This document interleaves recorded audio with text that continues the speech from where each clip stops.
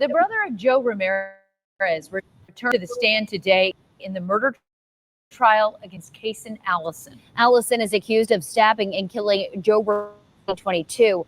Sixers reporter Sydney Walker has been in court all week. Sydney, what did you learn today?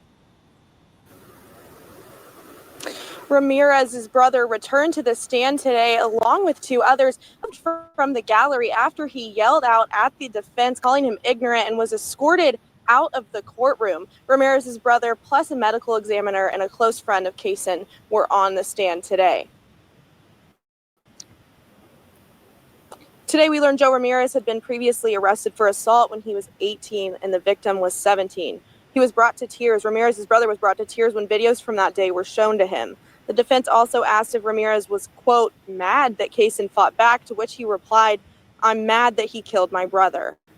Next up was a medical examiner who oversaw Ramirez's autopsy. He shared that their examination found 4 separate stab wounds on Ramirez's body. The examiner said that the cause of death was stabbing with homicide as the matter of death.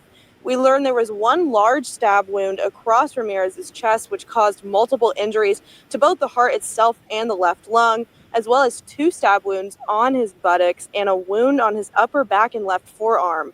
Last up for the day was a friend of Allison who shared that he had heard from others that Allison had brought a knife to school that day, but was unsure if Allison had told him this personally. That friend will be back next week to testify and probably talk about some evidence that was discussed today, consisting of 2 text message chains between Allison and the friend. Trial will not resume until Monday, April 21st. We'll be back for you then. Live in Belton, Sydney Walker, 6 News. All right, we thank you for the update, Sydney. All right. Peace and blessings, all praises to the Most High.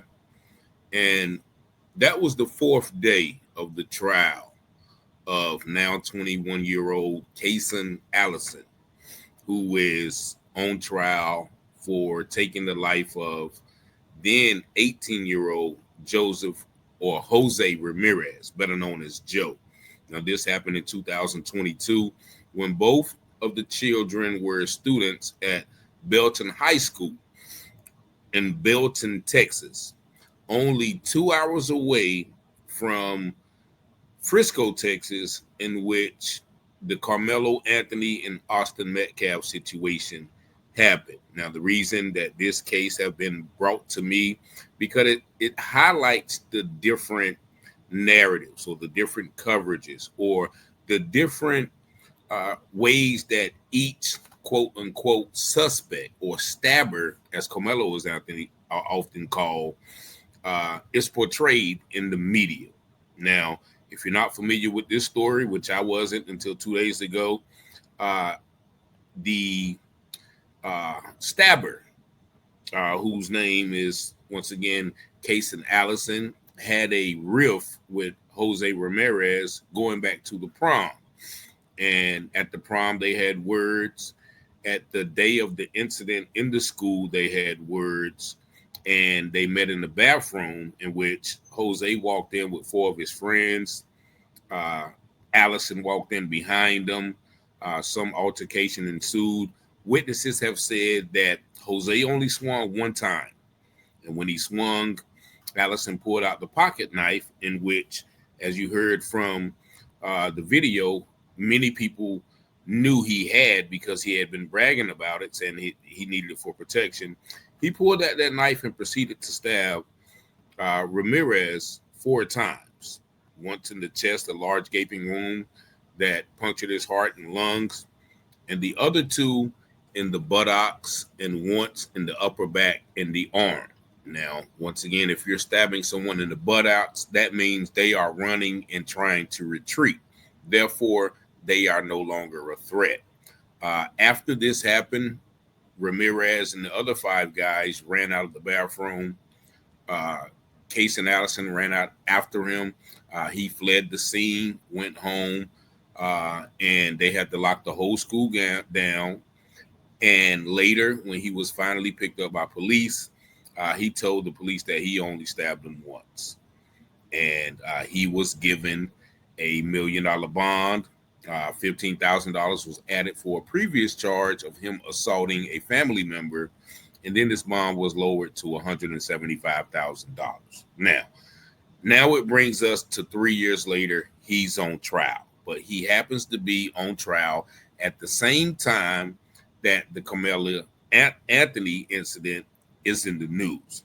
And so I am comparing, and people have compared the vitriol or the dehumanization or the criminalization of Carmelo Anthony to the lack of criminalization for this white kid who stabbed a Mexican kid. Now, Carmelo, of course, stabbed Austin Metcalf, and he's claiming self-defense. So the whole thing of self-defense is on trial. Is it self-defense or is it not?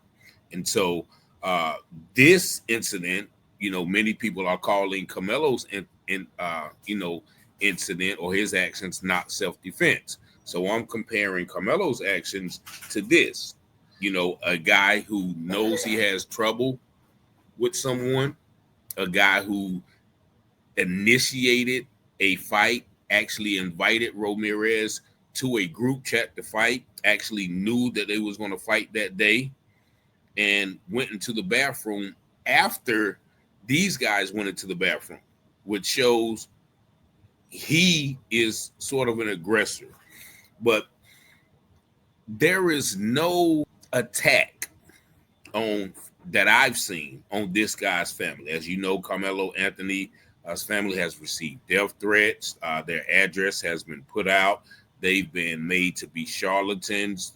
Many lies have been put out against them, but nothing has been said about this kid and his family. Like, even in that news report, you see that the media is criminalizing Jose, saying what? He was arrested for assault on a 17-year-old and he was 18.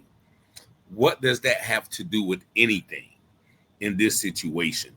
And so that right there is a clear cut of what we've seen in a lot of instances where black and brown people have been killed. They're all the time their record is brought up.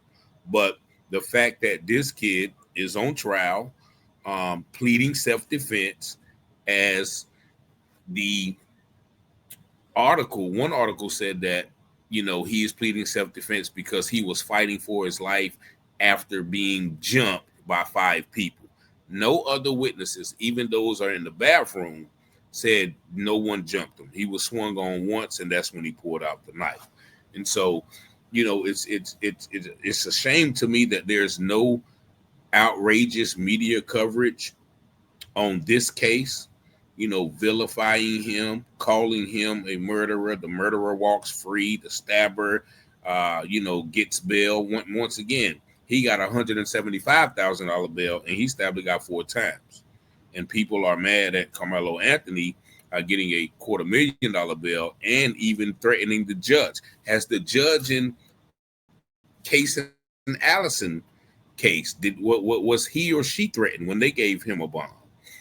And so a lot of people are pointing out the fact that, it's okay when, a white person decides to defend themselves and claim self-defense, even if, in this case, it doesn't look like self-defense. This looked like outright homicide. But it's not okay for a young guy like Carmelo Anthony, who was reportedly being really jumped by these 2 big twins known to be bullies. It's not okay for him, and his family has to be subject to all types of disrespect. Even the father, who showed up at their press conference. So we're going to see how this trial ends, and if this guy gets off with a self-defense claim, I would almost be remiss if Carmelo doesn't get off with a self-defense claim. Now, even if this guy gets convicted, it's still more egregious, in my opinion, than what Carmelo did. Once again, he hit the guy once with the knife, asked was he all right, immediately claimed self-defense, showed remorse, and, he's once again being touted as this just cold-blooded killer, while this guy, we've never even heard of this case. Have you guys heard of it? Y'all let me know in the comments, because I haven't. So We're going to keep an eye on this case. The trial is going to be resuming Monday on the 21st. So we'll keep an eye on this, and I'll let you guys know what's going on in the future. But once again, thank y'all for tuning in. Make sure you like, share, subscribe to the channel. Peace and blessings. Y'all have a blessed day.